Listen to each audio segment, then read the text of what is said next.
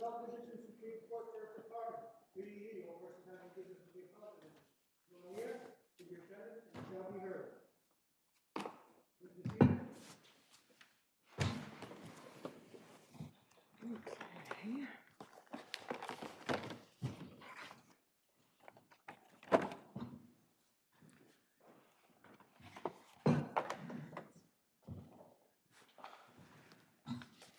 Good afternoon, everyone. Welcome to the Appellate Division First Department. We have some over 5 hours of argument this afternoon. So please keep that in mind as I call the cases. And remember, ask only for the time, please, that you absolutely need to make your argument. We have the briefs, we have the record, we're fully familiar with the facts of your cases. And I will now call the calendar. People versus Abraham Kukuta. Appellate request 5 and 2, please. 5, 2, and 5. Thank you. R. Marin versus Manok R. Submitted. Warwick Street Partners versus Harris. You don't have an opposing counsel here. How about 2 minutes? Unless you want to submit altogether. Pardon me? 2 minutes, okay. Choddenson versus the City of New York.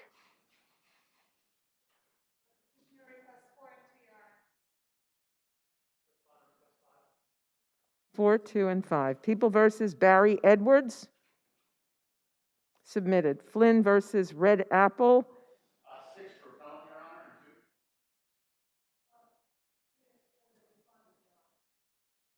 and 2. And Churnett versus Spruce.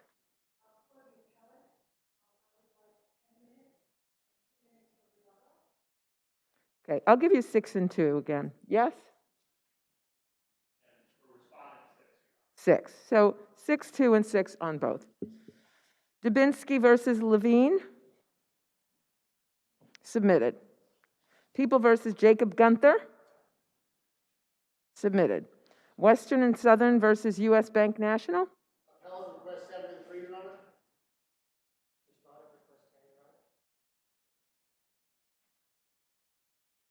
I'll 7, 3, and 7 and 2 and 8. RK and Infant versus the City of New York.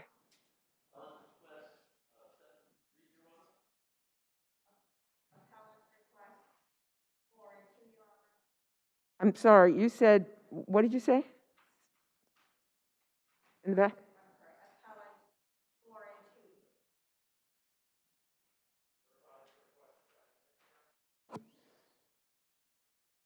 I'll do 5 and 2, 4 and 1, and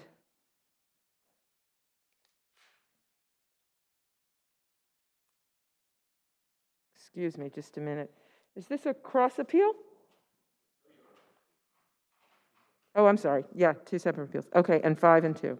Maria versus Concourse Estate. I'll take a lead from the previous unopposed and do 2 minutes. Do you want to do a submission? If the court has no questions, I can submit. Okay, all right. Okay, well, a submission, thank you. 480 Park Avenue versus Raffaele Caruso Spa. Appellate, 2 minutes, Your Honor. Say that again, repeat that, please. Appellate, 2 minutes, Your Honor. And there's no one else. You don't want to submit then? I'd like to report the opportunity if there are any questions. Any questions on 480 Park? I think we're fine. I'll just take 1 minute. That's all right. Okay, you should have just said that in the first place, rather than give us the option and then refuse. Anyway, People versus Isaiah Johnson, submitted. Cologne versus Y Properties. Appellate requests 5 and 2. May it please the court, I have written for the letter. There are extenuating circumstances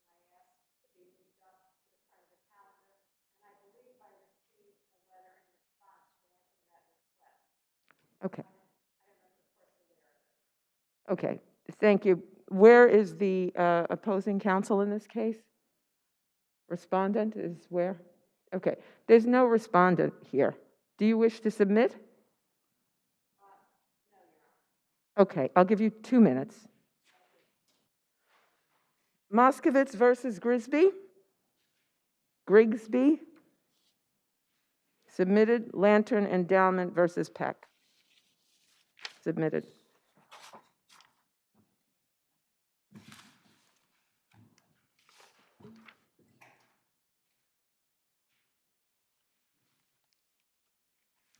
Okay. First case for argument is Cologne versus Y Properties. I am recused from that case.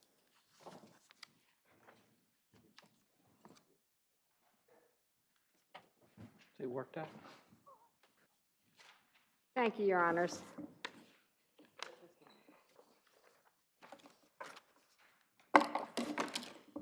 May it please the Court, my name is Marcy Sonneborn of counsel to Molat, Spitz, and DeSantis on behalf of the defendant Y Properties. The undisputed facts are that the plaintiff was injured in the course of his employment with Yeshiva University and collected workers' comp from Yeshiva University. It is also undisputed that the property was owned by defendant Y Properties and leased back to Yeshiva University. The only issue here is whether or not Y Properties was an alter ego of Yeshiva University. And we submitted evidence which conclusively proves that the two functioned as a single integrated entity. Your motion, it's not clear to me under what provision of CPLR you're moving, but based on your argument, it appears that you're saying documentary evidence. Is that correct? The motion was made as a pre-answer motion. I understand that, but under what, was it an A7 motion, an A1 motion? Your argument seems to suggest you're making an A1 motion, correct? Correct, Your Honor.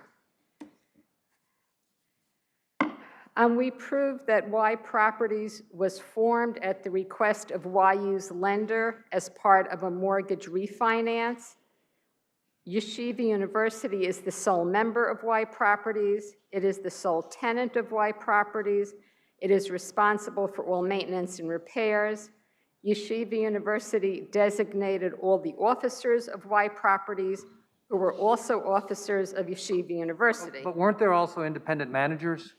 The only issue raised by the plaintiff in their respondent's brief is this issue, which is not a substantive issue, that there were two independent managers which are part of a member-managed bankruptcy remote agreement, and that's on our record page 91, which says that in the event that Yeshiva University goes bankrupt and does not designate its own special members, only in that situation would these two managers, Ms. Espes and Ms. Dwyer, become independent managers, and only until Yeshiva University actually designated a special member. Okay, counsel, thank you. Counsel, thank you. We have your briefs. Your time is up. Thank you. We have your briefs, and we'll look over your arguments. Thank you again. Thank you.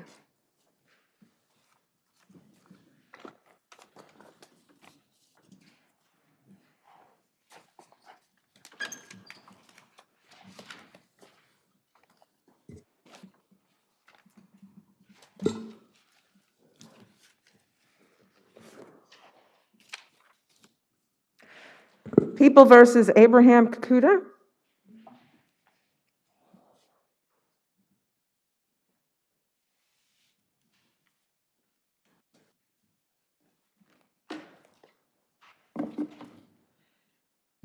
May it please the court, my name is Abigail Everett for Appellate Abraham Kakuta.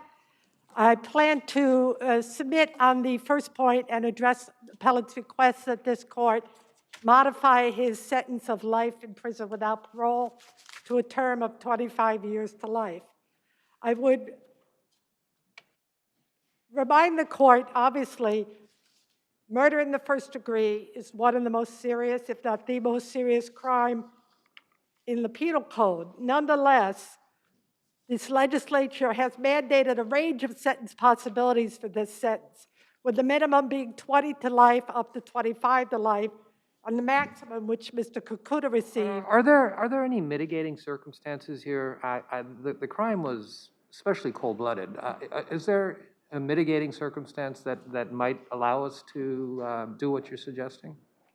Yes, Your Honor. I believe that the fact that it was acknowledged by all the people's witnesses, I think that Mr. Kukuda was acting at the time.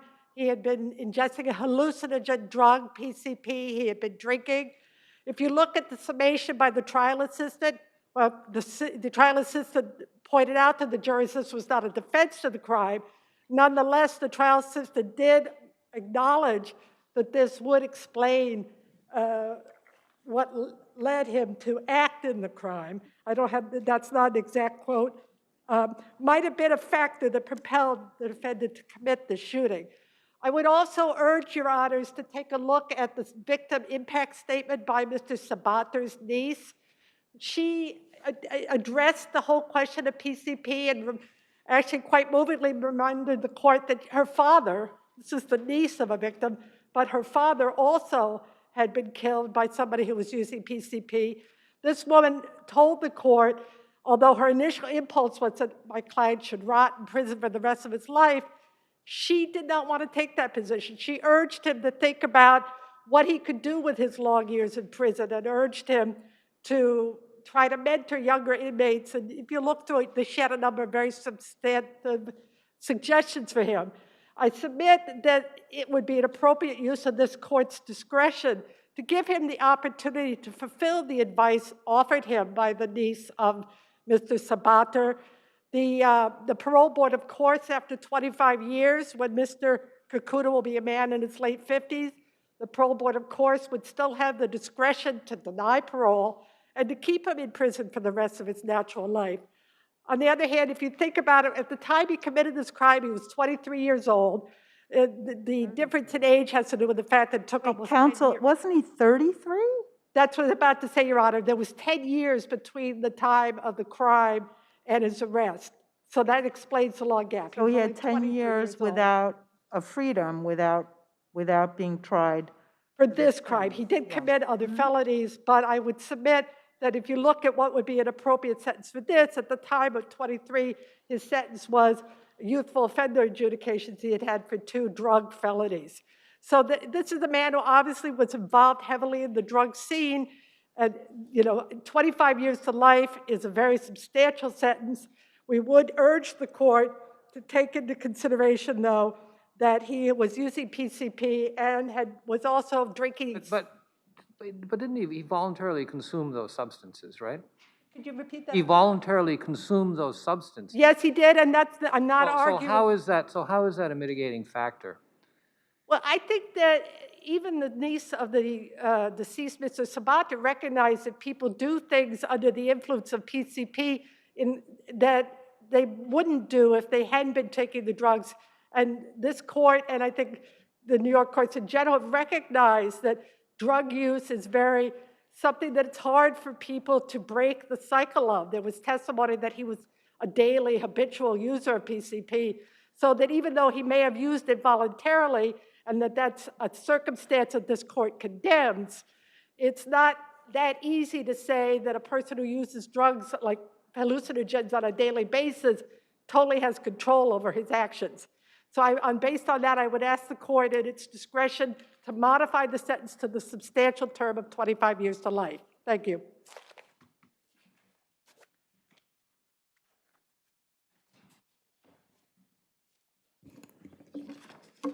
Good afternoon, Christopher Marinelli for the respondent, the people of the state of New York. This was a particularly senseless crime, and I think that's why Justice Obis saw fit to go to life without parole and limit the defendant to plead executive clemency if he can show extraordinary rehabilitation in prison. As for the PCP as a mitigating factor, I think you have to look at the actual specific evidence about the defendant. And one thing we know is he was angry at the Crips. He chased one Crip he obtained a gun, he chased one Crip out of the playground, accidentally shooting a blood. He came back, he Yeah, executed. didn't he actually accidentally shoot his own friend? Yes, exactly, Your Honor, which shows just how dangerous defendant was.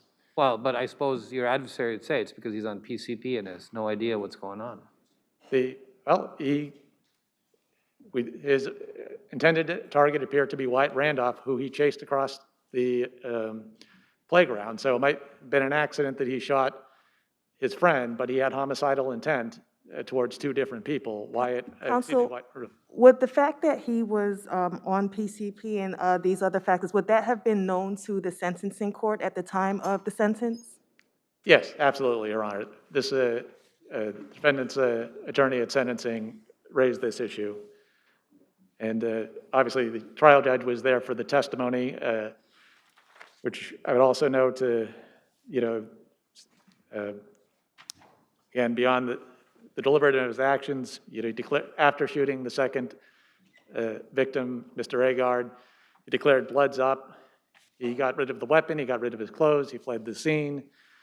And even more generally, there are people who talk about how when the defendant used PCP, it would loosen him up, make him more calm, more playful, smile more. He was still able to conduct business. There was also some testimony about how with many substances, daily use actually raises one's tolerance. So I think you're talking about the specific facts are not in defendant's favor versus just a generalization to think, well, maybe it could have had a mitigating factor, but I don't believe the proof demonstrates that here. Is there something less than life and greater than 25? 25?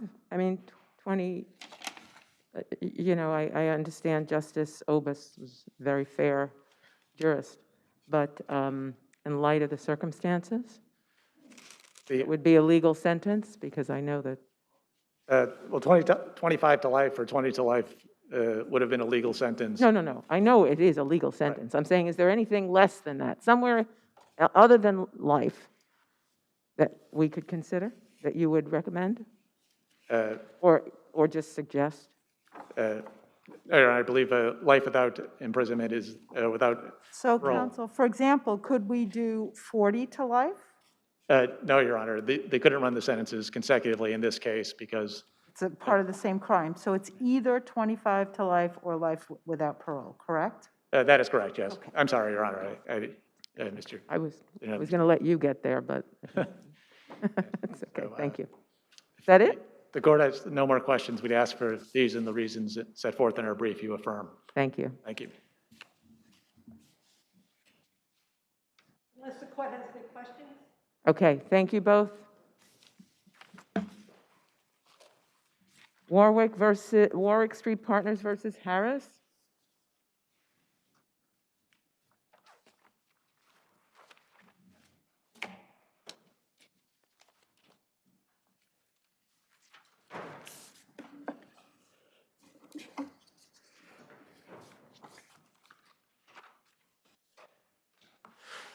May it please the court, Michael Lehrman of Lehrman and Mossing on behalf of Appellant Warwick Street Partners LLC.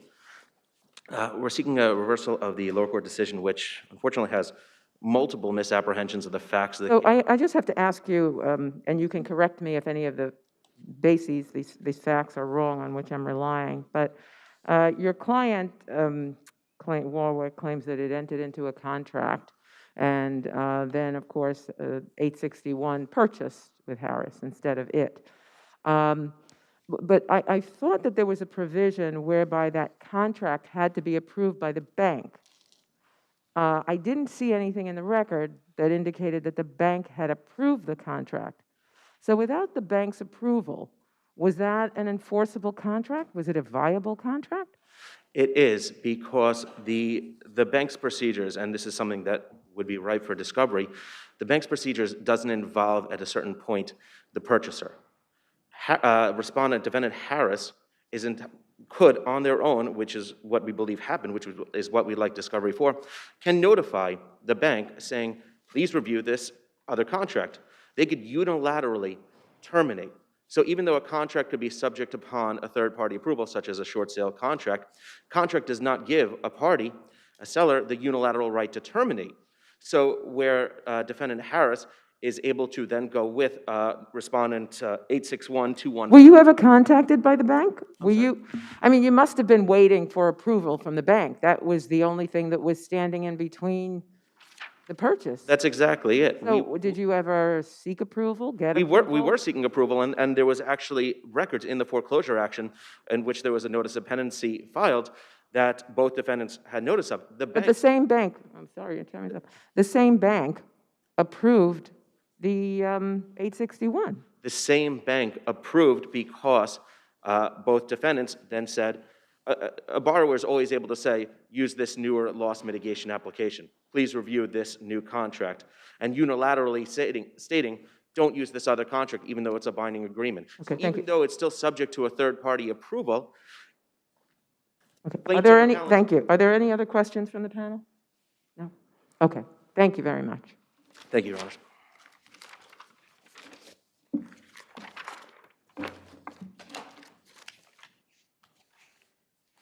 Chodinson versus the City of New York?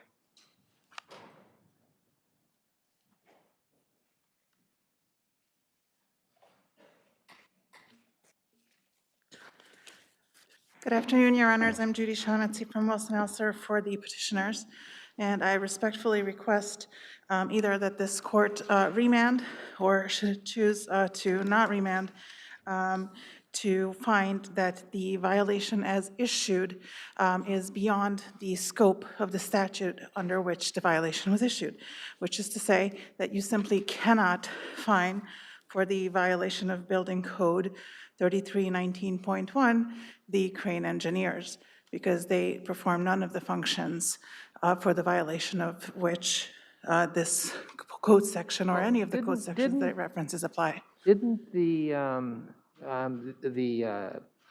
ALJ in this case essentially make a factual determination that the petitioner came within the building code provision under the maintenance aspect of that section? I'm sorry, you're not Under the maintenance aspect, wasn't that the hook that brought your client in? I don't think so, not quite. I think the hook was that he told the operators what to do based on the findings, and of course there are all kinds of evidentiary issues, but leaving all of that aside. Well, he instructed crane engineers to park the cranes, for example, right? Well, he can't instruct them because they don't work for him, but he certainly, the finding is that he told them. He said, don't worry about the wind safety plan, just leave it. And the crane operators, to whom the section would apply, who didn't get a violation.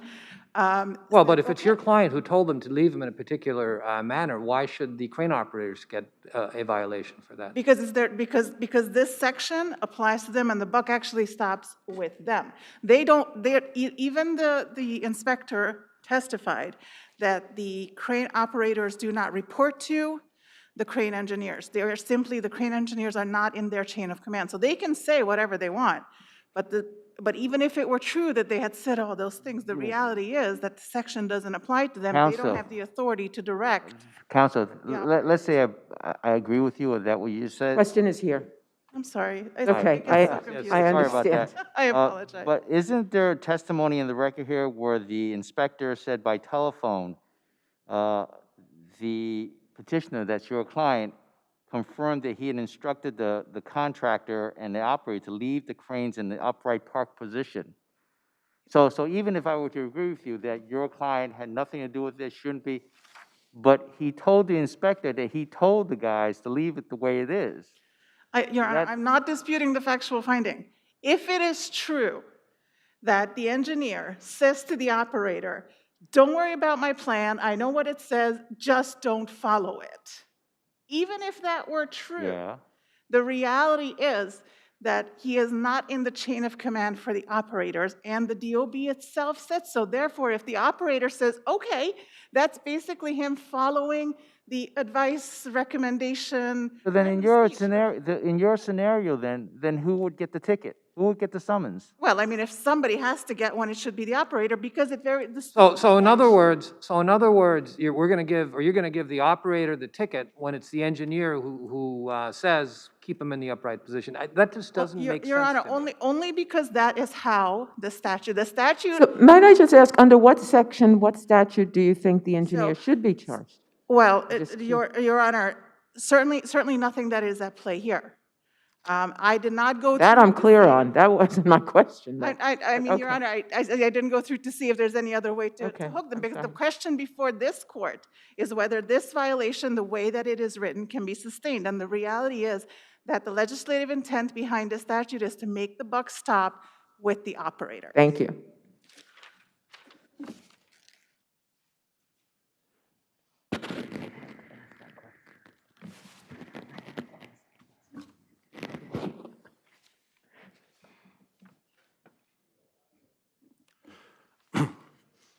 Good afternoon, Your Honors. May it please the Court. Jonathan Popolo for respondents. I think I can be very brief here in that the relevant provision of the building code talks about hoisting equipment, which includes cranes, shall be installed, operated, and maintained to eliminate hazard to the public or the property. There's a very strong focus here on public safety, and they don't specify which titles can or can't come within the scope of this provision, but it talks Counsel, about how do you activities. and- Counsel? Yes. How do you respond to your adversary's argument that the crane operators could have ignored that direction and therefore the engineers shouldn't be responsible, and that everyone admitted that at the hearing? I think it's irrelevant that they could have ignored it. And I think there was testimony in the record that acknowledged that they're not under they can ignore it, but as a practical matter, that's why they hire the engineers, and that's why the engineers do the wind action plans, and they follow their professional advice and they rely on it. So you're saying as a factual matter in this case, they did follow the Correct, and I don't engineers, think and I don't there's think that's nothing under in the statute that excludes engineers under that circumstance. Exactly, Your Honor. And I think that they're trying to get the engineer out from under this on saying that, he only directed it. Well, they're trying to hold they're trying to hold you literally to the specific wording of the regs that was cited in the summons. But when you look at the citation in the summons that says 3319.1, which is the section that the summons is based on, it does go on to say, and with the rules promulgated by the commissioner, which to me indicates that anything under the sun that talks about cranes and derricks is part of this rule, or is part of this citation that's in the summons, which would rope in, I think, 3301.1.1, which talks about engineers and engineering. So, Yes. I mean, you can't squeeze everything into one section, right? I mean, it's got to be, you got to kind of connect all the dots, especially when you're dealing with the DOB stuff. Right. Yeah, I agree with that, Your Honor. And I think Oath's determination that because you directed the use and maintenance, that falls within, that's a reasonable interpretation of use and maintenance that includes somebody who directs the use and maintenance. It's the application of a relatively broad statutory term to this specific factual situation. And is that, that determination, is that entitled to deference? Yes, it is for that How the reason, Your statute is Honor. interpreted? It is entitled to deference because it's a sort of, it's a fact-bound application of a broad term to the particular factual situation here, and it's a factual situation that, the DOB has some operational experience with. I don't think that this is a particularly common occurrence where an engineer, takes this level of I don't know if initiative is the right word, but this level of, proactive activity and actually, this level of directing the operators. But, under these circumstances, it was a very rational and reasonable decision that is entitled to deference. Anything else? No, Your Honor. Thank you. Thank you.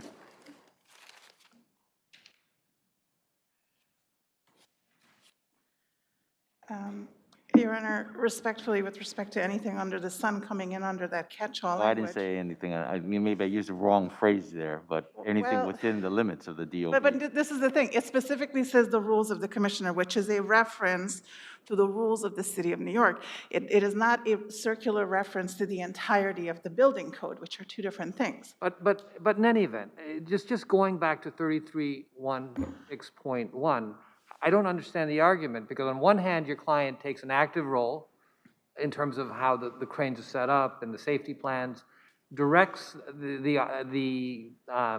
operation of it. How under those circumstances isn't he involved in the maintenance? Your Honor, he doesn't direct, and there is a concession that he does not direct. He prepares a wind plan. He is required to prepare a wind plan. That wind plan is stamped and approved. He didn't tell the crane operators what to do to keep the crane upright? Isn't that a direction? What the crane operators are supposed to do is in the Isn't that a wind plan. direction? Telling a crane operator what to do is not a direction? But they don't. They give them a wind plan. In this case, they did. They didn't. Okay. They simply don't have the authority, and there is no finding that they do. And why did he intervene? Why did the engineer intervene on Your that Honor, day with all those winds where why there's- did he intervene? I understand. There's a whole host of evidentiary issues which I'm simply not in a position to get it. So I will accept the evidentiary findings such as they are, only because I'm not in a position to fight with those, right? So I will accept them, but only the ones that exist. And when the one that is key, that is missing, is that he simply doesn't have the authority to direct. So taking direction from the crane engineer is the same as taking direction from any other trade outside of that operator's chain of command. They may know an awful lot. These guys all work together, and women. So sure, but the reality is this is a statutory construction issue, and it must be narrowly done. And that is what I ask your honors to do. Thank you. Your honors. Thank you very much. Thank you both.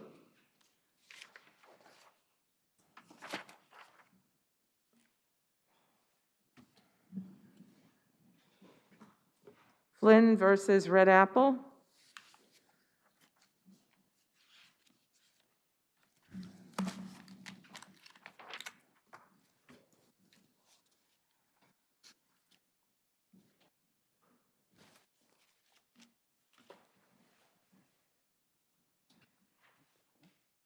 Good afternoon, Roger Sacker, Newman Ferrara. I represent the appellant in Flynn. With the court's permission, I'd like to start by focusing on DHCR Fact Sheet 40. Now that fact sheet was amended after the Housing Stability and Tenant Protection Act, which I'll get to in a moment. But it is the only fact sheet that So mentions... counsel, let me start by asking you, did Mr. Flynn get anything more than 1 month's rent concession? No. He didn't. He got the 1 month, he didn't pay any rent, and he got nothing else, correct? I missed the last half of that. I'm sorry, He got Your Honor. no other rent concession. Not as far as I know, Your Honor. So, and he's the only plaintiff in this complaint at this point, correct? Correct. So with respect to him, fact sheet 40 directly on point says his 1 month of free rent does not implicate the statute. That is correct, Your Honor. Okay. Fact sheet 40 says that. Right. But let's talk about fact sheet 40. No, I mean, so are you arguing that we should say something about fact sheet 40 that we haven't, that is in contravention of what we've said previously about it? Are you referring to Bandil Farms, Yes. Your Honor? Mhm. Yes, as a matter of fact, I am saying something So different. you're asking us to disavow our former... No, and this is key. This is key. Look at the fact sheet, in fact, in Bandil Farms. It's a different fact sheet. It's this one. It's new fact sheet 40. And here's how you can tell that. If you read the language the court was talking about in Bandil Farms, it's in new fact sheet 40, which says nothing about concessions. It is not in old fact sheet 40. So we don't even have to get to Bandil Farms. What I'm saying is that this section of fact sheet 40, old fact sheet 40 right here, that talks about concessions, it says if we squish the concessions into 1 month, not a preferential rent. We spread them out, it is a preferential rent. That there is no rationale.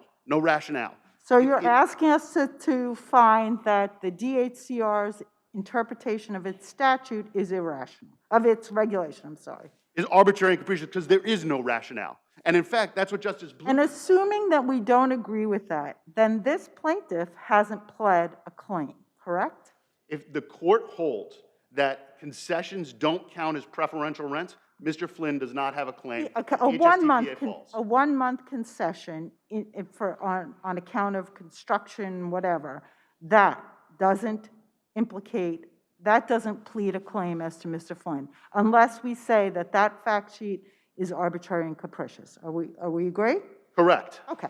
Now it's interesting that you bring that up because let's look at where this concession language started. In 1997, Sherwin Belkin, whose firm represents the defendants here, the landlord here, sends a letter to DHCR.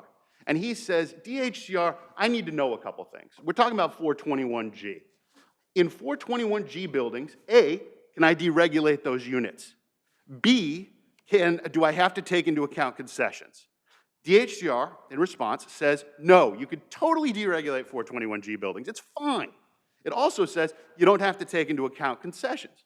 Well, what did we learn in Kuzmich in 2019? You can't luxury deregulate in 421G buildings. So if they're wrong there, why aren't they wrong with respect to concessions? Isn't there another way to look at this case and make a determination based on what the facts are of each case? I mean, we're arguing two cases here. So in Flynn, for example, he comes into the building when there's a TCO, right?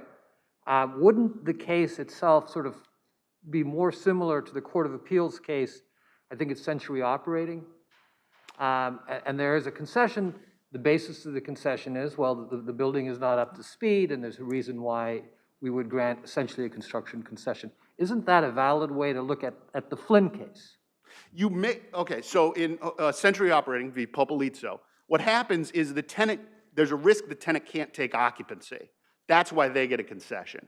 Here, the tenant was able to take occupancy. Yes, but it's based on a TCO, which presumably means that the building is not up to speed, right? There's no permanent C of O, and there's still issues with the building, but the landlord can get people in, and the landlord is attempting to run its business. Sure, in which case we should be entitled to, the decision should be reversed anyway, because we should be entitled to go in, take discovery, see how far along it was, and this is key, this is something that Justice James missed. They continued to use concessions long after. No, I have to ask you, in the record, please point to the record where there's affidavits from either first-time renters or subsequent renters that actually put in that said they got concessions, because as my colleague says, Mr. Flynn only got one concession, one agreement that he signed.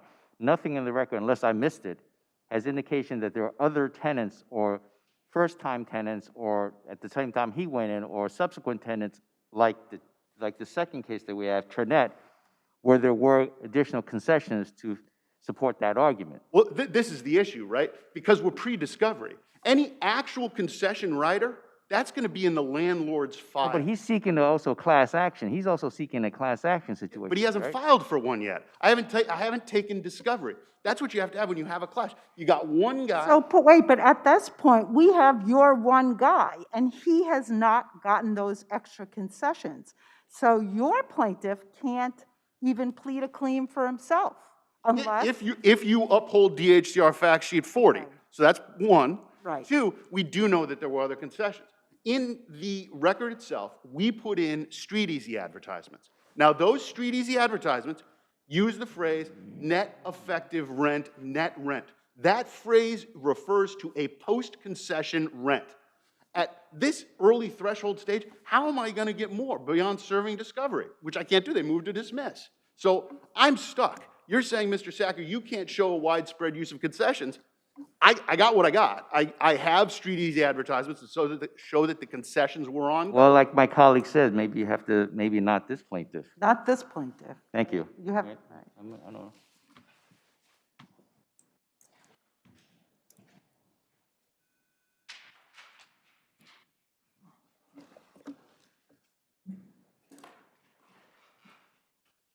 Good afternoon, Your Honors.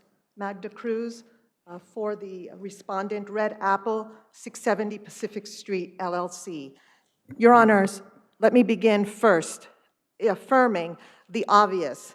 This is a one-month rent concession given to an initial 421A tenant when a building still But that's, did not have its C of O. I'm sorry to interrupt, but yes, I agree with that. But the claim is, as I understand it, is that we should not look at that in a vacuum, but we should look to see, for example, that there's some sort of continuing pattern of fraud, because through Street Easy, the landlord is still engaging in that same behavior, and the Flynn apartment is just part of that. What about that? Respectfully, Your Honors, if we are going to decide cases of statutory construction on Street Easy advertisements that my client did not even issue, because these are issued by real estate brokers, and in fact, the ones in the record reflect circumstances that are 4 or 5 years ago, they're not even current, I think that we have to then ignore what the law actually says, what the contract between these parties actually said, and what the Court of Appeals has actually said in respect to rent concessions, exactly like the one that was presented in the Flynn case. Aren't you asking us to take your word for what you just said, though? Isn't that why counsel is saying that further discovery is required? No, Your Honor, I'm not asking you to take my word. I'm asking you to look at the record at page... With regard to the Street Easy advertisements? No, well, with respect to the rent concession rider, the terms of the rent concession... I was talking about the subsequent Street Easy advertisements, et cetera, that he says existed. You just said it was through the real estate, the realtor. Right. That the landlord has no involvement in that. Correct. I'm asking, aren't those facts to be developed that counsel is, that and others that counsel... No, it's irrelevant, Your Honor, as to what the purpose of the concession was for. Counsel, let me ask you this. Did Mr. Flynn plead anything that he looked at those advertisements, that he had anything to do, those advertisements convinced him to rent an apartment, or that Street Easy helped him with his apartment? Was any of that in his complaint? Thank you, Justice Sarpula. No, he did not allege those facts. As to Mr. Flynn, which is who right now is the only plaintiff in this case. That's right, Your Honor. Are those Street Easy ads in any way connected to him? No, none of them are connected to him or that apartment. And let me just add... I think from hearing this, then even if you looked at the Street Easy, for Mr. Flynn's case here, his concession was still a one-time concession. Yes. So even if you got additional discovery and everything that shows that, let's just assume arguendo, I'm not saying this, but there's some sort of scheme going, it didn't affect Mr. Flynn's claim about overcharge because it doesn't help him, right? I mean, because it does not, and I think he's not the one aggrieved here. That's correct. And if I may add that Justice James, when she looked at those Street Easy advertisements and looked at page 135 of the record, which is the actual concession rider, which put Mr. Flynn on notice, what is the legal regulated rent for this lease? What is the rent that is charged and paid under this lease? Is the 1-month concession going to affect the rent charged and paid? No, it is not. This tenant, as well as the tenants in the next case that you're about to hear, they were on full notice that this was a temporary, one-time accommodation. This was not going to be prorated into the rent. So in other words, and I hate to go on to the next argument, if Mr. Flynn's situation was, say, the building's been around for 8-10 years, you got a C of O, and the landlord uses the same methodology, you don't think that maybe the outcome would be different? Well, I think that Mr. Flynn would probably not have signed a rent concession form that specifically said this is due to construction conditions in the building. That's not my point. All I'm trying to say is that can't we make factual distinctions between the Flynn case and the case coming up? That in terms of when occupancy was taken, the condition of the building, temporary C of O, et cetera. I would respectfully submit no, but I would submit that there would be a meaningful factual distinction if the rent concession was not 1 month, 2 months, or 3 months, as they are in both of these cases, but if they were prorated across the entirety of the term Well, of but the lease. that's an easy. That would be a meaningful distinction. I'm sorry, I don't accept that. That's an easy response, but that's not what occurred here, so, you know. That's correct. That did not occur here, and that would be under fact sheet number 40, when a rent concession would be considered a preferential rent, and therefore we concede that a preferential rent cannot be what is the initial legal rent in a 421A initial leasing. Thank you. That is not the situation here. Thank you, Your Thank you. Honor.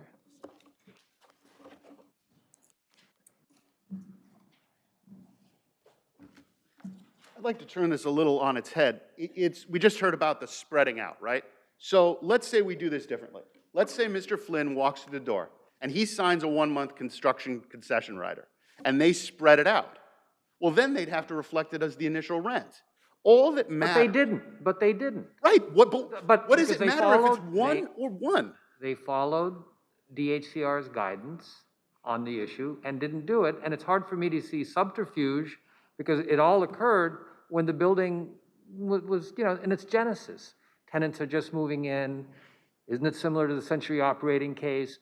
There's construction inconvenience.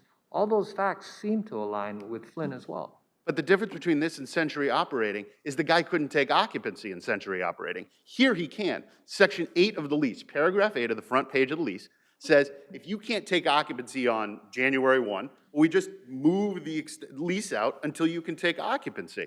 It's a very different situation. And in Century Operating Company, we weren't talking about the market value of the apartment. The market value of the apartment, that's those Street Easy advertisements. And you just heard them say, well, this was the broker did it. Well, they just disavowed the action of their own agent. You can't say somebody else advertised the apartment wrong and therefore we should get away. The market value of this apartment is the average net effective rent. That's what the guy was charged and paid when he walked through the door. Thank you. We're on to Churnett versus Spruce, so Do you want us to move chairs? yes, you should. Okay.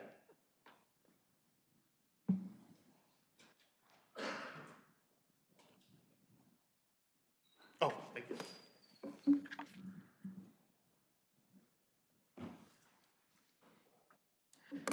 Thank you. I'm the appellant on this case on behalf of Spruce 1209, and we are appealing Justice Bluth's decision, which was directly opposite to that of Justice James. But is that a fair characterization? Aren't the cases distinguishable based on different facts, right? Well, of course, there are different facts, and some of them are material.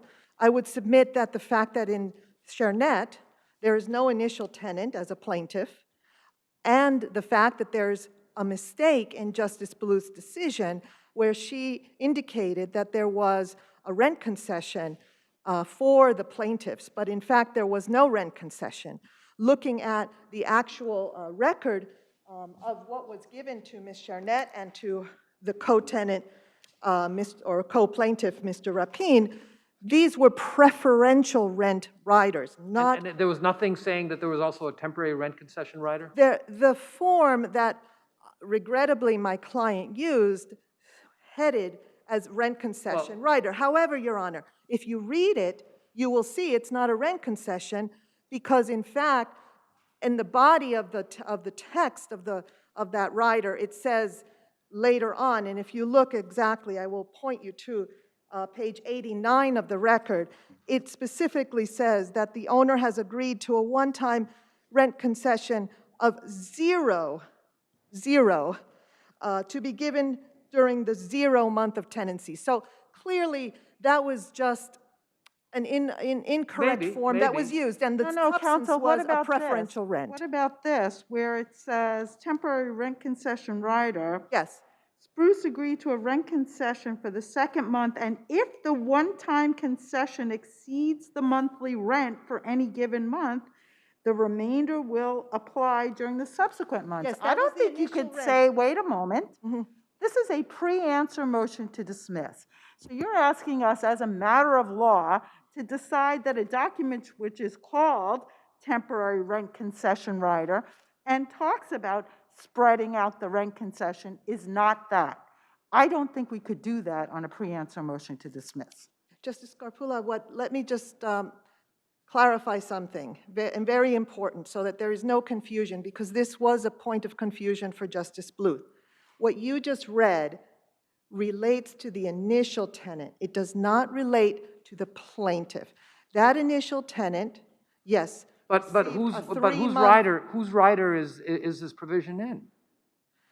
The one that Justice Scarpula just read, Right. that was in the initial tenant's rider. He's not a plaintiff. So you're saying that SureNet's lease doesn't contain the same rider? No, ShareNet's lease does not contain the same rider. ShareNet's lease contains a preferential rent rider.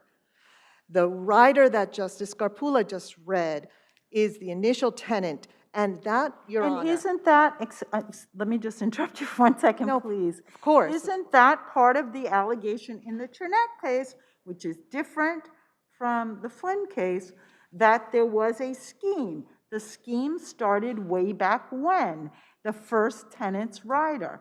And that's part of the scheme, showing at least a factual showing that this lease back then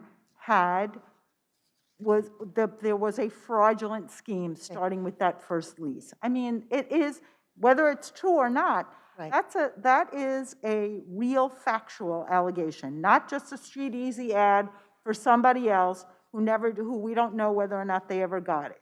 This is in, right? Right. However, what we're talking about cannot be a scheme if it is lawful, meaning it was a 3-month rent concession, as opposed to a 1-month rent concession in the Flynn case, and as opposed to a 1-month rent concession in the other plaintiff's initial lease, right? Because what you're reading is the 3-month rent concession in the rider of the Chernett predecessor tenant's lease. The other tenant, Rapin's predecessor, had a 1-month rent concession, the same as Mr. Flynn. So, going back to, was this a scheme? It cannot be a scheme if it was lawful. Well, let me just ask you this: wasn't the initial? So here we have the initial. When there's a TCO and construction is going on, I'm going to give you a rent concession because I want to get you in this building. But then the construction is done, and years later, they're still doing the same kind of thing. With no excuse of no construction excuse. We're talking about 2019. So taken all together, not just one thing separate from the other, couldn't that at least allege a scheme? Well, we submit that it doesn't matter what the reason is for the concession. But assuming that we are testing the credibility of the concession in the Chernett case.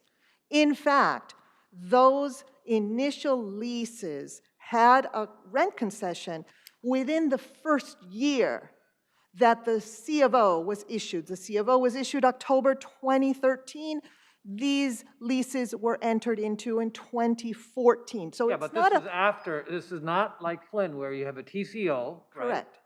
But now you have a certificate of occupancy, and you as an experienced practitioner can tell me what that means, right? I understand your point, Your Honor, but our argument is that it does not matter. Does not matter. What matters is the extent of the concession, 1 to 3 months, and the fact that it's temporary, one time, and does not get prorated into the lease. Thank you. Thank you.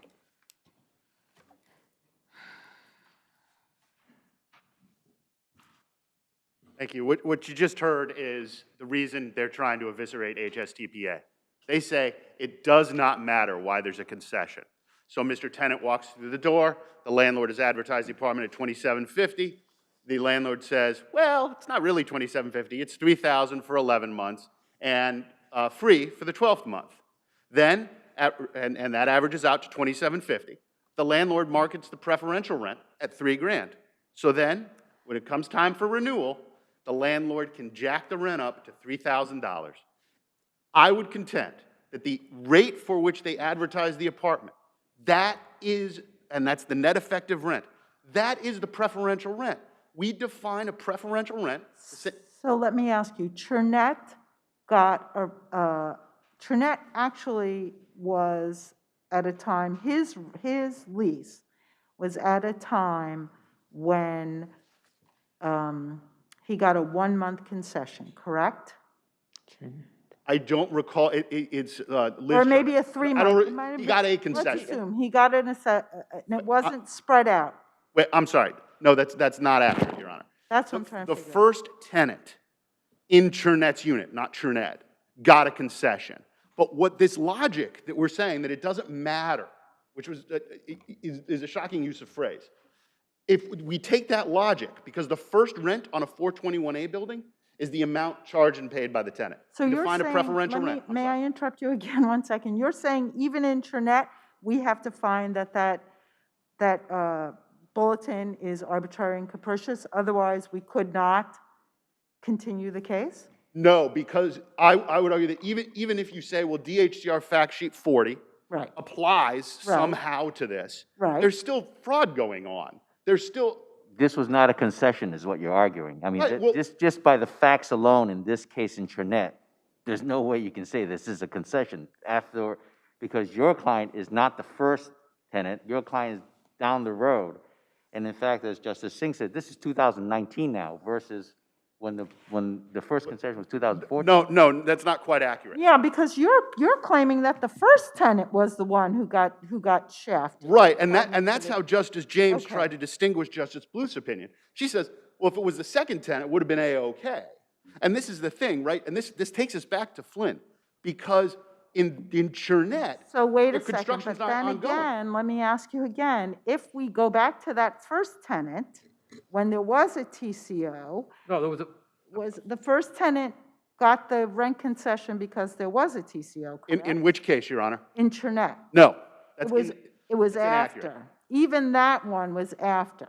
That was after. Got a And rent they gave them, I'm sorry, got a 1-month or 2-month rent concession that wasn't spread out. correct. But again,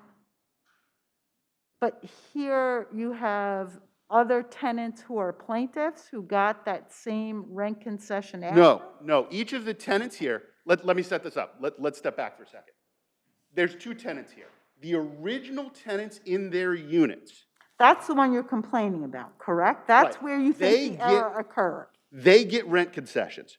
The concession riders say, you're getting this concession because construction is ongoing in the building. and is that accurate? Because at that point, October 23, 2013, a permanent C of O was issued, correct? Correct, and we have pictures. And this is a little bit different in Flynn. Flynn, we don't have these pictures. So that's one of your claims here, is that there was, even with this first tenant, no construction going on. As opposed to Flynn, there was construction at the time, we know that. We don't know that. Well, we know there's a TCO. We know there's a TCO, we don't And know here the there extent. isn't. Here there is not. Here, well, there was, but not when these tenants moved in. Right. So, and this is, and it takes me back to my discovery point, why discovery was so important, but this is what they're saying. They're saying that even though this tenant signed a rider saying the construction was ongoing, and even though there was no construction ongoing, it doesn't matter. As long as they signed it, A-OK. They waived their rent-stabilized rights. They waived the rent-stabilized rights for Ms. Chernett and Mr. Rapin, who followed after them. And that's why this is an attack on HSTPA. Because they're saying so long as the tenant signs a concession rider, we can... It's good, once waived, forever waived. That's basically what he said. That's what they're saying. That's what they're saying. I get it. And that's really problematic. I mean, my gosh, they're having... Because tenants sign whatever, you want an apartment. I'm sorry, counsel, can you address the issue with respect to the riders, the preferential temporary rent concession riders? Can you address that issue here? Sure. It just shows that they actually have these riders created for whatever purpose. We don't For the existing apartment that she has, Chernette did not have a concession, and this is not in the record. She had a concession in a different apartment she lived in previously. And I think that's where the confusion is. But in no way does that require overturning Justice Bluth's decision, because the thing that is so important is the signing of a rider saying construction is ongoing when it isn't. And they're saying that Mr. Gambino signed that rider. Well, but they're saying it doesn't matter. Right. It doesn't really matter why why a concession was given. Right. As long as someone signs a rider sometime, not only is Mr. Gambino charged, we can do whatever we want with Mr. But in Gambino. this case, in the Chernette case, it specifically allege that the basis is construction, correct? Correct. And I do want to make this clear. The only reason we know what was in the Gambino lease is they produced it. We at the start of any case, you would never have that lease. And that takes us back to Flynn and discovery. And with that, I'll rest, unless there's any further questions.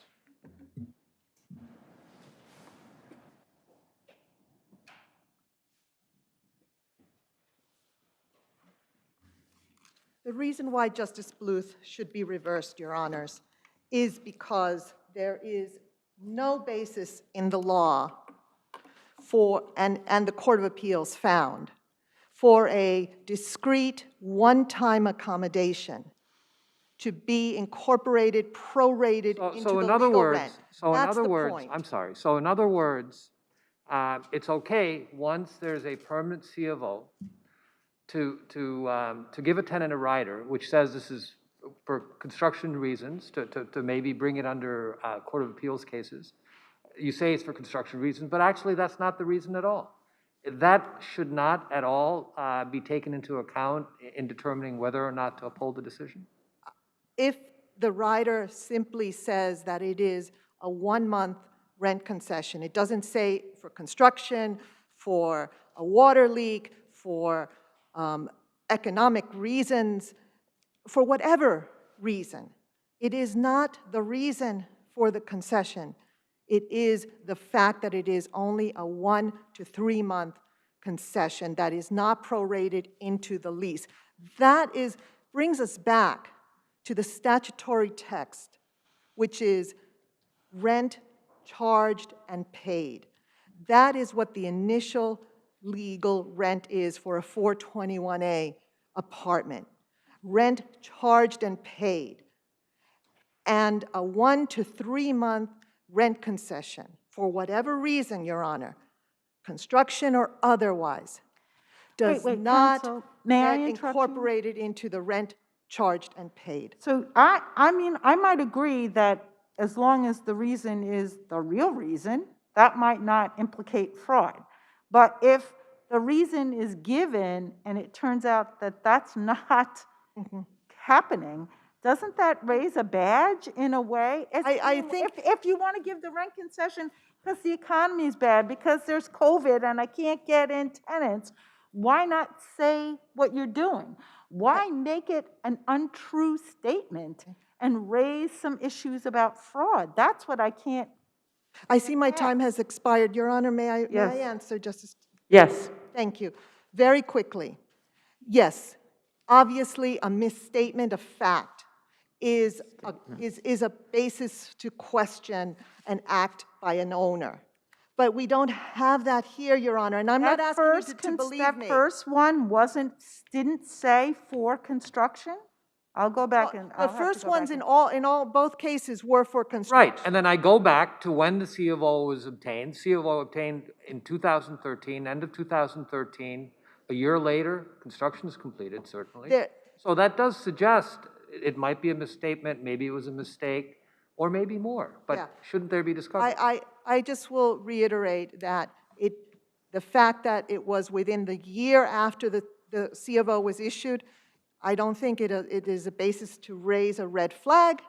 And secondly, I go back to look at what the rent concession was. The owner was providing a benefit to these tenants by waiving the rent for a short period of time. It did not change the legal rent, and it was not a fraudulent act. Thank you. Thank you. Thank you both.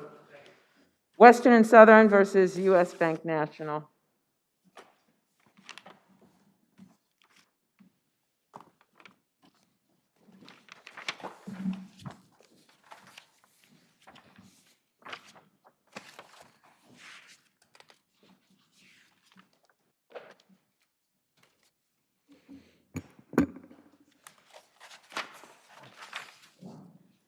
Thank you, Your Honor. May it please the court, Michael Marcucci for Appellant U.S. Bank.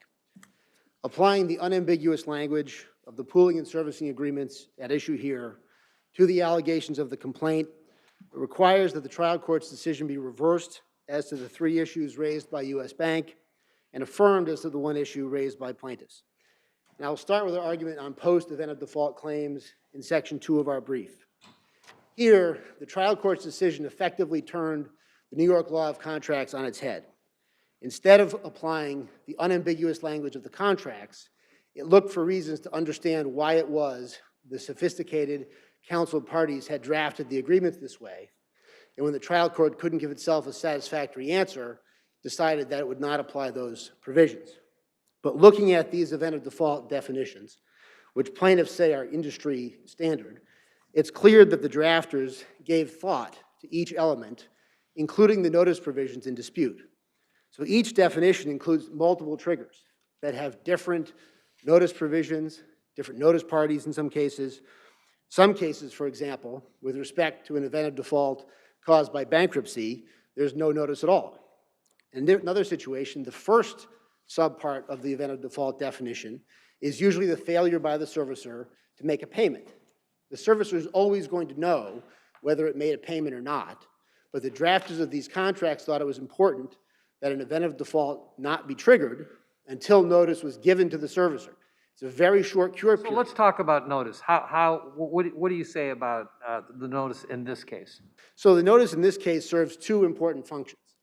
The first one is clarity, right? The Court of Appeals in Oppenheimer noted that New York courts enforce these kinds of provisions so that the parties can rely on strict compliance with the contract, and that the only thing, for example, a trust officer at U.S. Bank has to do is look at a notice, see if it comes from the proper party, if it conforms to the agreement, whether this notice is part of an event of default. If we apply the trial court's approach, that trust officer, in addition to reading the contract, would also have to think, does it make sense that this is not a notice of an event of default? The second reason, as to the specific subpart of the event of default definition here, goes to the nature of this default. These are sort of the catch-all provisions. Some of the other subparts relate to things that are pretty clear-cut. Like I said, bankruptcy, no notice. In some cases, a ratings downgrade. Here, this is a material breach that harms the interests of the certificate holders. Materiality is a concept that always requires some measure of analysis, some measure of dispute, and the same is true of harm. What is material and harmful to the holders in one trust might not be material and harmful in another. So the parties negotiated under this subpart, particularly the servicers, who are at risk of termination in the event of an event of default, to have this notice period to give them some time to work out the issues. They also negotiated, and this is important as well, who the notice parties would be. And this court held in BlackRock that unless a plaintiff in this kind of a case alleges an event of default, including allegations of notice from a proper party, they've not stated as a matter of pleading a post-event of default claim. And in that BlackRock case, this court distinguished between notice given by holders with the requisite percentage of holdings, over 25%, which is a proper notice party, and those that have it under 25%. Here, it's undisputed on the pleadings, there is no allegation of notice from a proper party. And that includes with respect to these general letters that U.S. Bank sent. As to 6 of the 9 trusts where U.S. Bank sent those letters, it's not even a proper notice party. And so if U.S. Bank tried to take that notice and went to the servicer and said, this is the notice of an event of default, the servicer would correctly say, no, it's not. You can't give that notice because the parties negotiated to have notice coming from certain parties. And if you can see in some of the variety in these different agreements, it's clear that someone gave thought to this and that whether the trial court could think of a reason for it or not, the counseled, sophisticated parties thought there was a reason for this. And U.S. Bank, from its perspective, wants to be able to rely on the clear language of these contracts in understanding what the standards are that apply to it. Plaintiffs' arguments are essentially equitable in nature, as they suggest that, well, if they didn't know this, they couldn't give the notice, and only U.S. Bank could give the notice. But in these circumstances, where the plaintiffs have alleged and pleaded that the information in these compliance statements and U.S. Bank's letter were, and this is Record 81, paragraph 88 of the complaint, that the master servicers and servicers' failure to employ prudent loss mitigation practice to address the foreclosure crisis is no secret. And we know from the BlackRock case, in BlackRock, the holders there were able both to allege that notice had been given by a proper percentage of holders and allege that, and actually give that notice. And so there's no impossibility or absurdity here. And So, counsel, let me ask you about the four trusts where the depositor can give notice. CSAB, Series 2006, 1, 3, and 6, and CSMC Mortgage-Backed Security 2007-1. And the plaintiff argues that you stepped into the depositor's shoes. that's not true, Your Honor. We stepped into the shoes for the mortgage loans. Well, I mean, so the plaintiff says, so therefore, you could give notice, right? No, the right to give notice of an event of default under the PSA is not a right that comes with the mortgage loans. It only arises under the PSA itself. The mortgage loans, those agreements, those loans were made before the PSA was signed. And the right to give notice arises in the PSA. The depositor is still a live entity in the PSA, and the depositor is still a party that can give notice. If they only wanted the trustee to be able to give notice in that trust, they would have said so. The trustee is a party, and in some of these trusts, 3 of the trusts, the trustee... Well, what does the assignment and assumption agreement say with respect to that? Did you include that in the record? Because I didn't see it. I don't think that is in the record, Your Honor. I think it's... So then how, I mean, so you say, but you haven't put in, this is a 3211A1 motion, right? Yes, Your Honor. And that assignment and assumption agreement is what you're relying on, correct? We're relying on the PSA. Okay, but in part, the assignment and the assumption agreement, plaintiff says, is part of the group of documents that would say that you are the depositor, and you haven't put it in. So I can't tell from the record whether that's correct. Well, respectfully, answer, Your Honor? Yes. I think given that the event of default is something that arises under the PSA and not under the mortgage loans, it doesn't matter what the assignment and assumption agreement says because those loans existed before the PSA. The right to give notice is a right under the PSA. If the parties wanted the trustee to be a notice party, they could have written it that way. Okay. Thank you.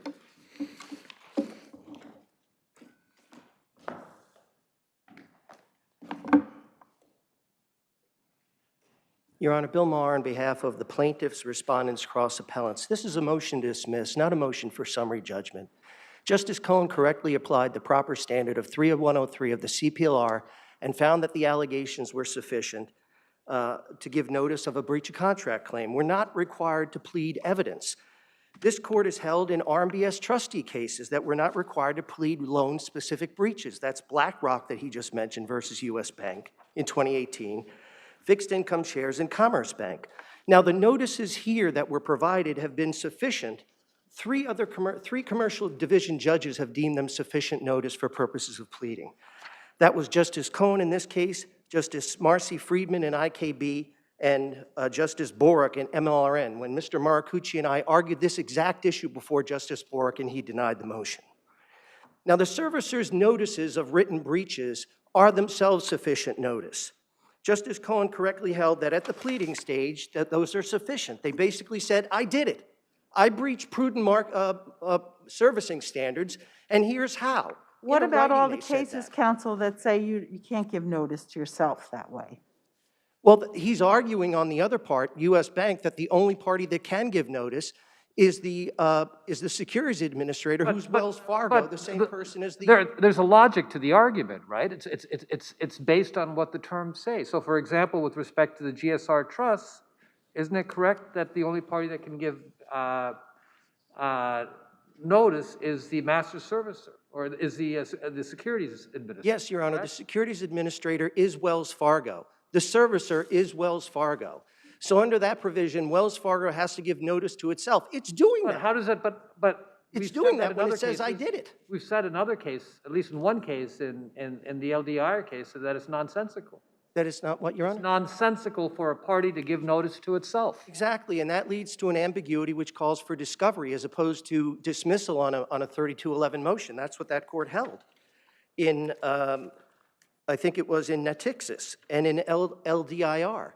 Both, and in DKR Soundview, this court held that the manner of notice and the reasonableness of notice is not subject to dismissal on a 3211 motion.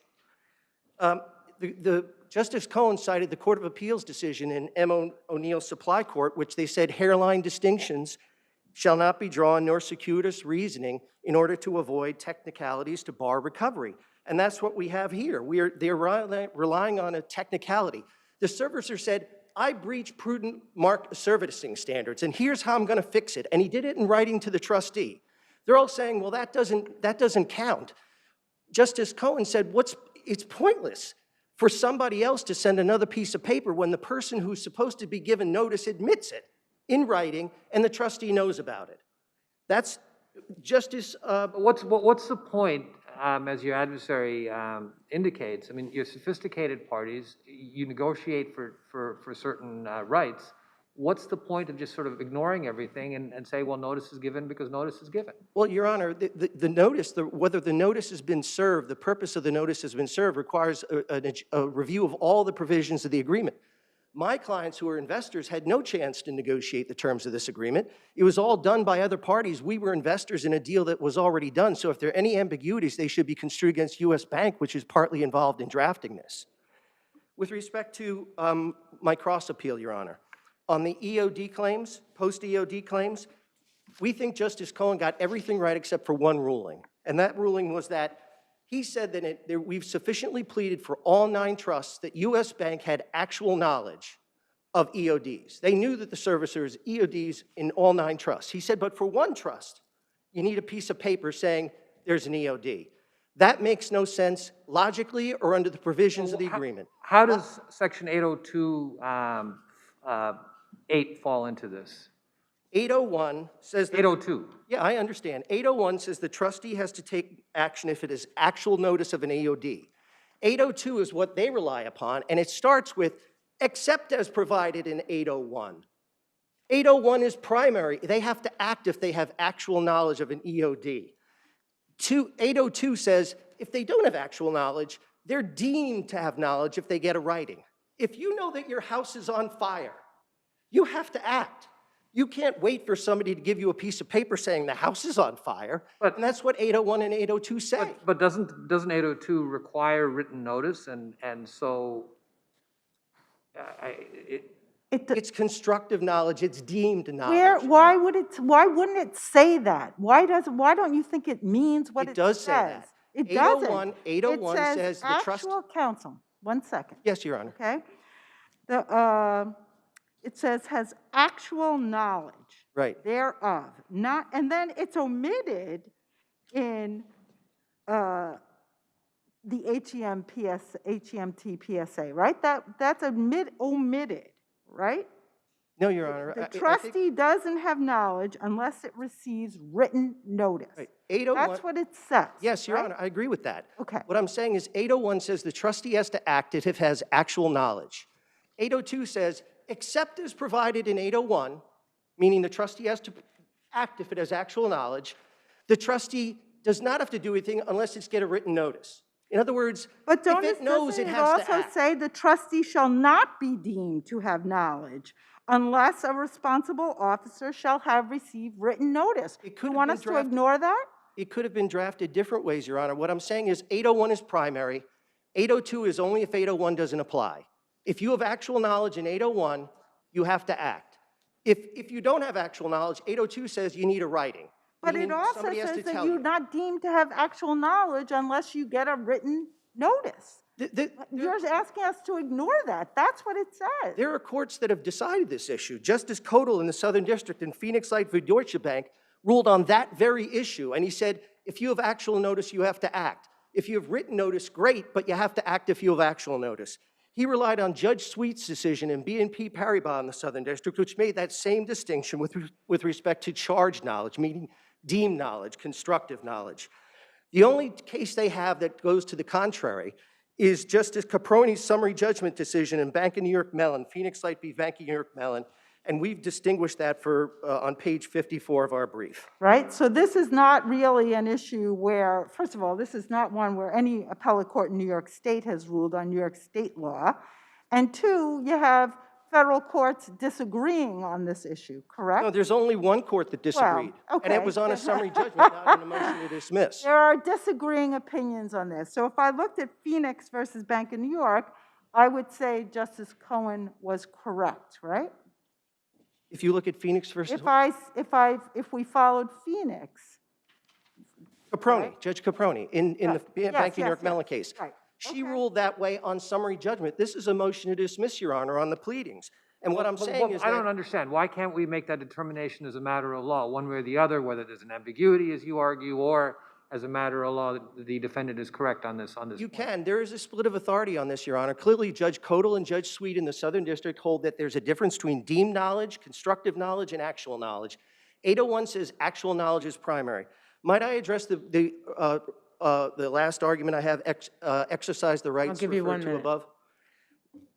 This is an express direction, exercise the rights referred to above. That's in section 206. It's a pre-EOD duty. It talks about enforcing in 203 the seller's obligation to repurchase. Judge Nathan has, in the Southern District, Allison Nathan, in Royal Park v. Deutsche Bank, clearly agreed with us. She's just been nominated by President Biden to go on the Second Circuit. Judge Marcy Friedman agrees with us on the reading of that. Okay, but this is another case where different judges have gone different ways. There's not a definitive appellate decision one way or the other on this. Correct, right? Your Honor, and I think Okay. Justice Cohen got it right. We ask that his Yes, decision be affirmed except with respect to the cross appeal. Thank you. Thank you.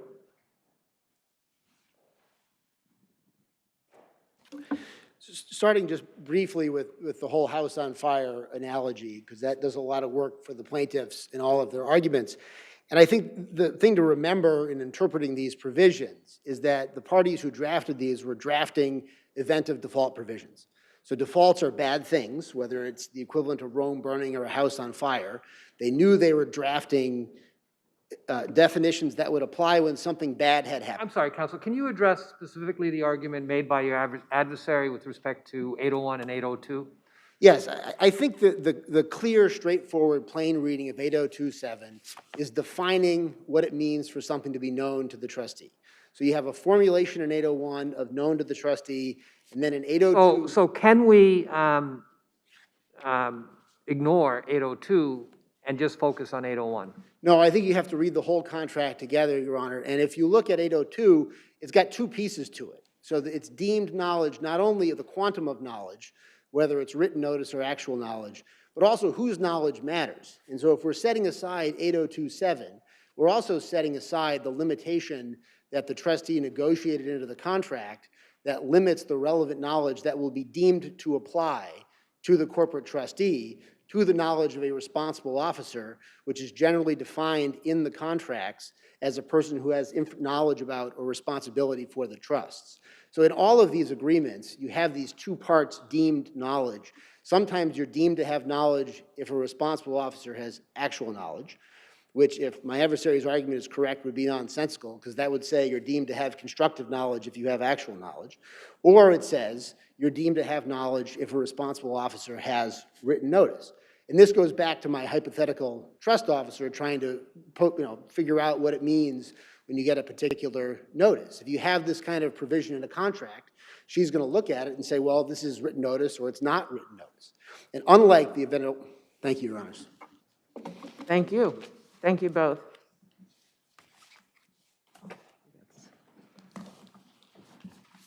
RK and Infant against the City of New York and the Department of Education.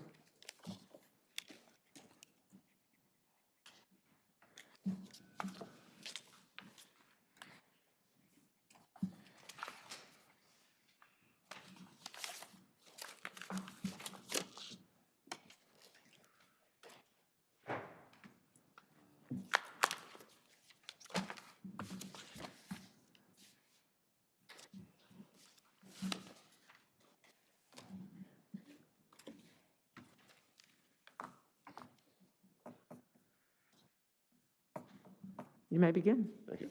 May it please the court, I'm Mitchell Sassauer from the law firm of R.E.A. Lustig and Sassauer, representing the plaintiff appellants. The infant plaintiff, an 8-year-old at PS 183, was injured in an after-school program at that school.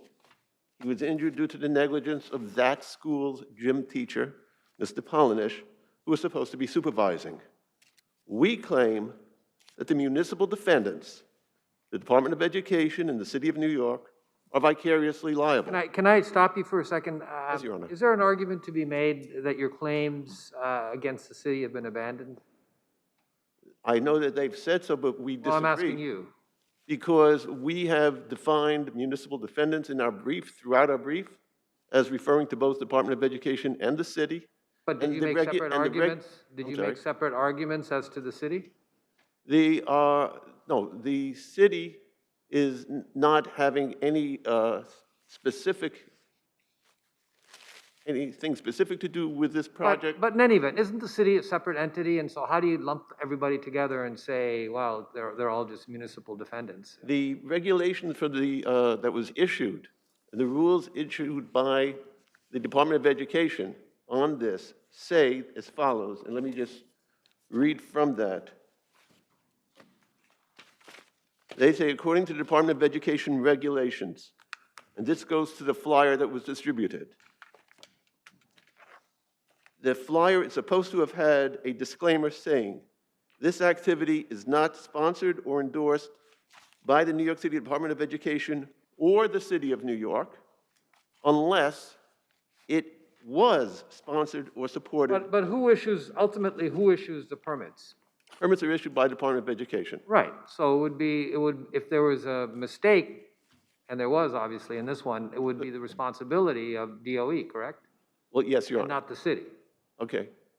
So how is the city implicated then? The city, well, we say that What did the city do? What's your allegation that the city did or didn't do? the city is only going to be responsible to the extent it's responsible on basis of a sensible agency by virtue of the actions of the Department of Education, bearing in mind that the city, the mayor appoints the... Why don't you move on to your arguments with regard to DOE, because your time is moving on. Oh, thank you, Your Honor.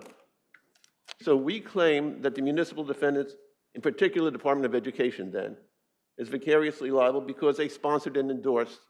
They claim they didn't sponsor or endorse anything, that they merely issued a permit, but they did more than that because the principal approved the flyer on the program, and the school distributed that flyer to the children via school personnel during school hours. They call it backpack mail. As indicated, the flyer did not contain the disclaimer that it should have had to the effect that this activity is not sponsored or endorsed by the city or the Department of Education. So going back to the flyer, would it be fair to say that, that the principal exercised some discretion in approving the flyer? The principal was supposed to exercise discretion. Well, if you're conceding it's exercise discretion, isn't that covered by the government immunity doctrine? But what the principal did was an abdication of all responsibility. The principal here did not look at the flyer before it was distributed.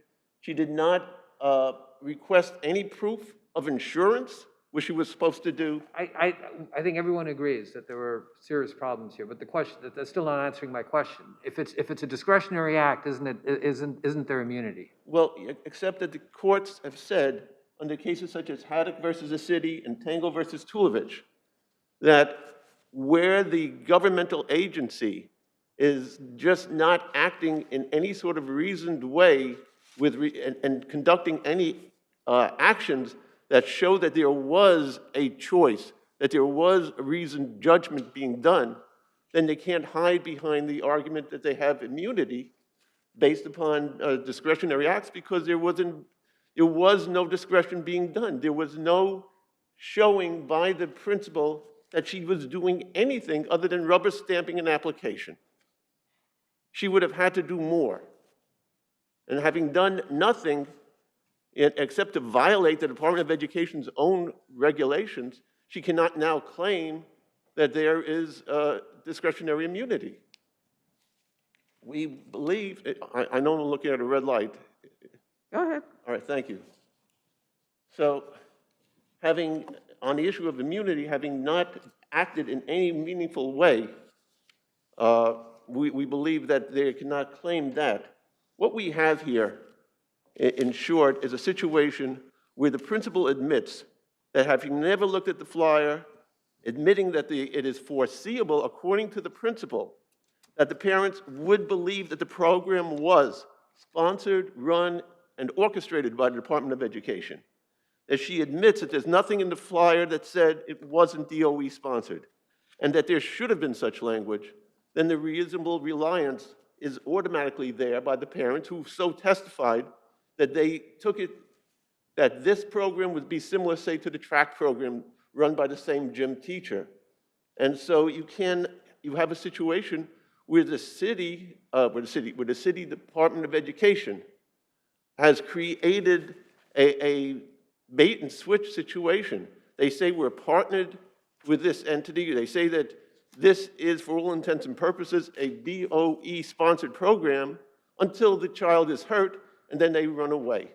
And we submit that on the principles of ostensible agency, as well as the actual clear acts of negligence by the school principal, by the school itself, that there is liability. I mean, we're dealing with a situation where the court below dismissed all claims of negligence against the Department of Education when they should be responsible both for their own actions and for principles of ostensible agency having created the reasonable appearance that the Department of Education was running this program. Thank you. Thank you, Your Honors.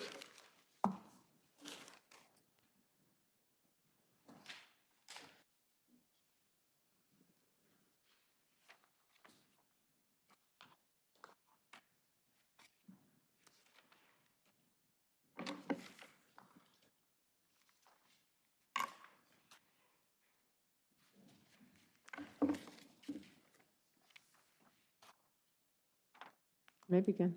May it please the court, my name is Joan Fiden, and I represent the appellant defendant Lloyd Polnish, who was the PS 183 gym teacher at the time of this incident. Without admitting any negligence or conceding liability, I join in the arguments made by Mr. Sassower.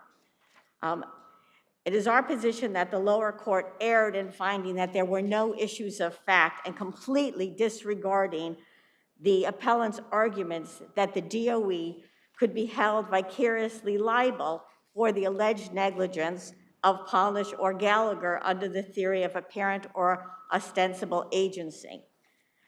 Mind, Body, and Soul, which was the after-school program at PS 183, must be distinguished from the other after-school programs, and specifically from the Police Athletic League program, which was the program organization involved in the Jonathan A. case, upon which the lower court based its decision. Mind, Body, and Sport was only offered at PS 183, only to the students attending PS 183. The instructor was the well-respected, beloved gym teacher, Mr. Polnish, known as Mr. P, and the school principal had the authority at any time to approve, monitor, supervise, and stop any activity she saw the students participating in that she felt was unsafe. So, counsel, wasn't that also true in the PAL case? No, it was not. What is not true about that? In the PLA case, PLA was a separate, independent, national organization. Well, okay, regardless of whether it's national, Mind, Body, and Soul is an organization formed by the teacher, right? Not by the Board of Education, not by anybody in the school system.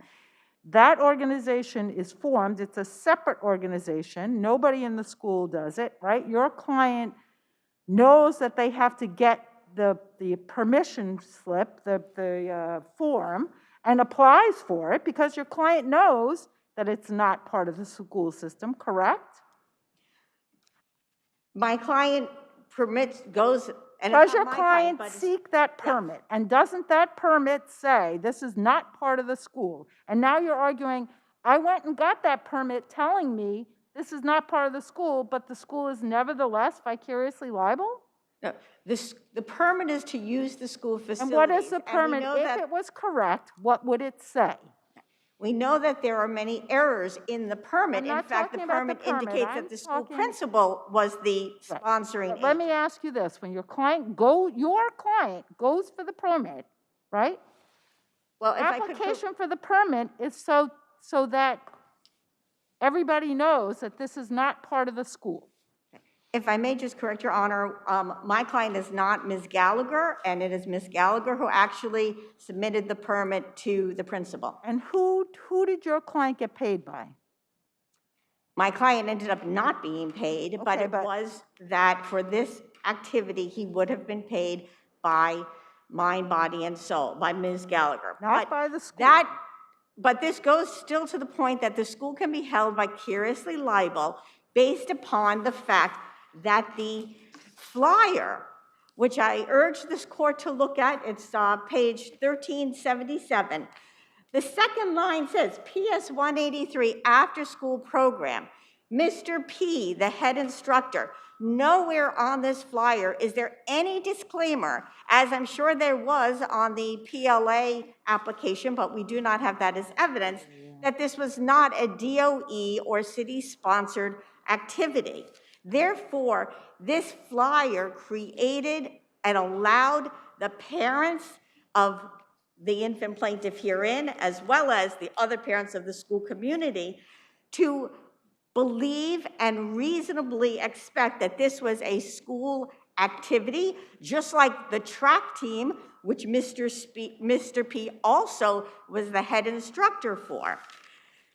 Under the I'll give you, you're over your time, so I'll give you 30 seconds to wrap up. Okay.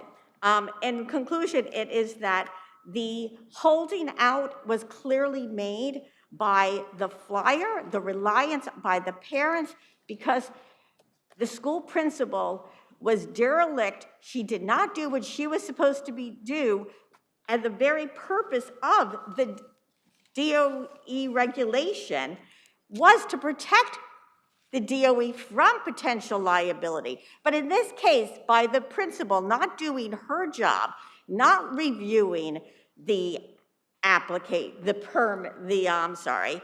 flyer that went home, allowing it to go out this way, allowed the families to have a reasonable expectation that this was a school activity monitored by the school, and therefore the city should not be permitted to just walk away from this action. Thank you. And I mean the DOA, sorry.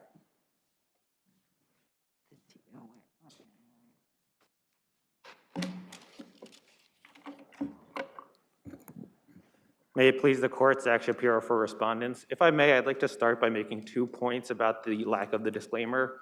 First off, it couldn't possibly have influenced the plaintiffs here because there's absolutely no evidence in the record that they were aware of the regulations. Second, But they get a flyer which has lots of problems, okay? To put it charitably. It's in the child's backpack. Isn't it reasonable to assume that it's coming from the school and this is a school-sponsored activity? No, Your Honor. It says that checks are to be payable to Gallagher individually. They paid 2 checks. But so what? There's nothing about saying the school's not involved, right? Right, but there's no... So let's go back. The weak part of your argument really is with respect to the actions of the principals. So the question I have for you is why should we give the principal's actions here, why should we find that it's subject to government immunity? Because your adversary argues that it was just a rubber stamp, doesn't follow the regulation, just signs off on it. So there's really no acts, no consideration given. That's not true.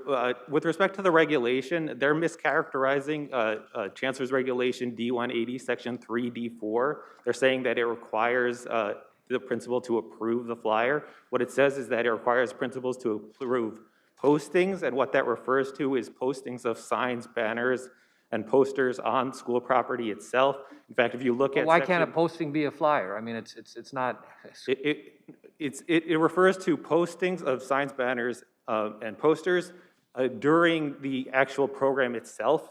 That's clear from D1 and D2. For example, D2 draws an express distinction between signs posted on school property on the one hand and all public notices and any other material, including media and internet use on the other. Principals aren't required to review and approve absolutely everything that their after-school programs advertise with, and it's the after-school programs that are required to include that information. The regulations impose the duty, the disclaimer. The regulations impose the duty to include the disclaimer on the user, that is the So party what that discretion did Principal Napoleoni apply in approving the flyer?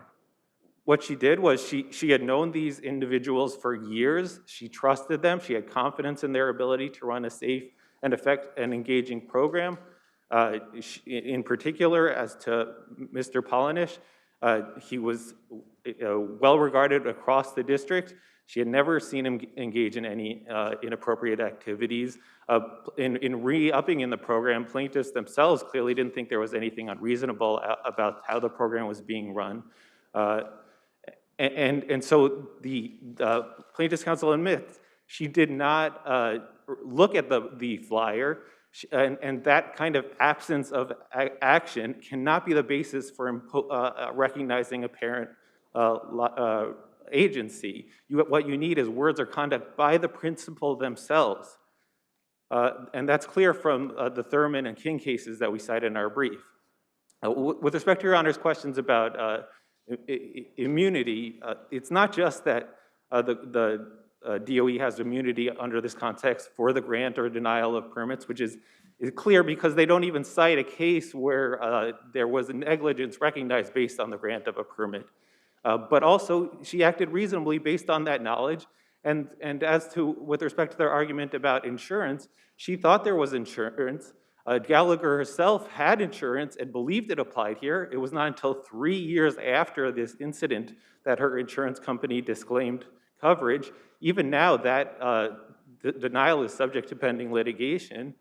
A principal can't be expected to guarantee that a party's insurance company is going to never disclaim coverage in the future. And as plaintiffs admit at page 21 of their reply brief, So you're saying that she had insurance when the principal approved the flyer? Is that what you're saying? Is that, am I clear to say that there's in the record here? Gallagher had insurance. Had insurance, okay, that's all. That's at, she said herself at 1339 and 1340, she had insurance that she believed covered the program. Okay, that's fine, thank you. I'd be happy to answer any other questions. If there are none, we ask the court to affirm. Thank you. Thank you.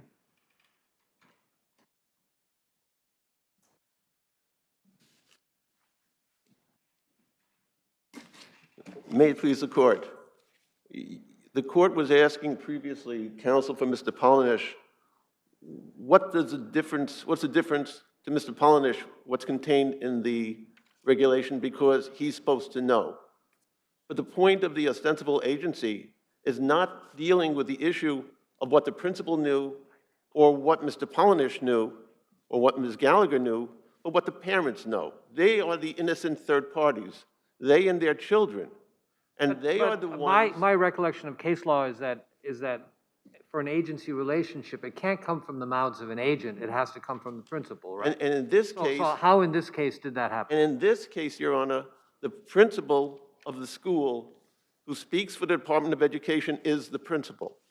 And she has, through her conduct, by allowing the flyers to be distributed, she said specifically, nothing gets distributed in her school unless the school authorizes it. Right. So isn't that saying essentially there is an act of discretion? She knows the teachers. I think it's Mr. P is very well respected, et cetera, and she made her determination based on what she knew at that time. But what she did was to wrongfully omit the disclaimer. To allow that disclaimer to be omitted is to send a message that this program is in fact supported and endorsed by the Department of Education. If the flyer had said expressly that that the program is supported and endorsed by the Department of Education, then the city would not be taking the position it's taking. You mean DOE, right? I'm sorry, the DOE would not be taking that position. And basically, under the regulations, Department of Education's own regulations, when it did not contain that disclaimer, they effectively said that it is being supported and endorsed. And so you have that situation. Thank you, sir. Thank you, Your Honor.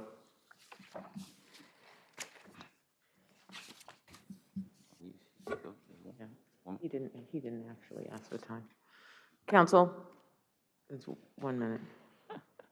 Yes. You asked for time. You actually didn't, but you asked for time. But If I may, the DOE Chancellor Regulation D3 specifically states that the disclaimer must be clearly displayed on materials, and that, but more important, the use of the school name is restricted to identifying the location and of the activity and may not create an impression of sponsorship or endorsement by the DOE, the school, and/or school personnel. This flyer specifically stating mind, body, and sport, PS 183 after school program, that clearly created the impression that this was an after school school-sponsored activity upon which the parents relied and sent their children to. Mrs. Castrati specifically testified, if this had not been a school-sponsored activity, she would not have enrolled her son into this activity. And there you had the reliance, and it was the principal's lack, her omission of doing what she was supposed to do, that was the conduct. thank you. Thank you. Thank you all. 480 Park Avenue against Rafael Caruso Spa.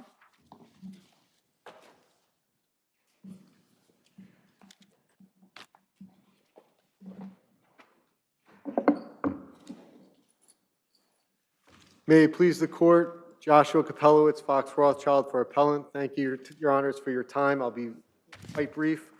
I just wanted to point out, Your Honors, that we believe the court below erred and the order should be reversed to the extent that the judgment issued in the amount of $537,665.62, or rather not issued, should be issued in that amount pursuant to paragraph 6 of the guarantee, which states you do not have to look to the security deposit at all, and to order otherwise would be to ignore that portion of the guarantee. In addition, Are you ignoring the lease when essentially you're sanctioning what your client did in terms of being able to draw down and put a portion of it to the security deposit? Is there any provision that allows you to do what you did, or your client? Yes, Your Honor. To the extent, I think the question you're asking is, were you allowed to draw down on the LOC? No.